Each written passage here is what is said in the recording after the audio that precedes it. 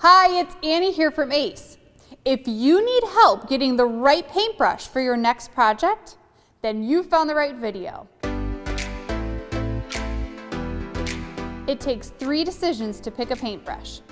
Decision number 1, what is the paint that you're going to use?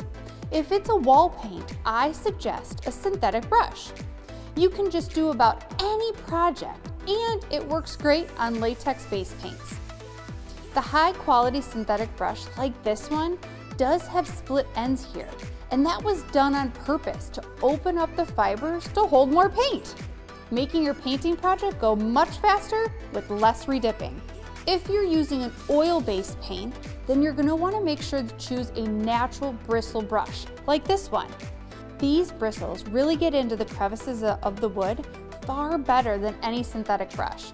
This brush is also used when applying varnishes, shellac, polyurethane, and other oil-based finishes.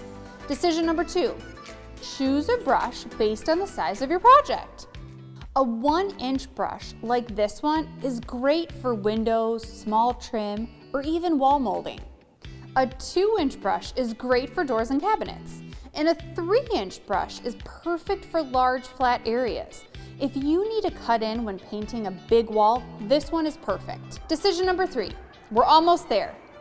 What shape of the brush should you get? When it comes to painting a room, I suggest to have 2 brushes on hand. The first one is an angled brush. As you can see from these bristles, they are cut on an angle, making it my go-to for painting trim or cutting in on a wall. That angle helps control the line that you're painting and offers more accuracy. Next, you're going to grab a trim brush. This is a flat brush like this one. You use this to cut in on a room, and this brush helps painting the wider flat areas of the project.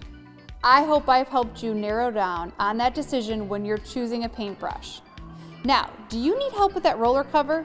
That video is coming up next.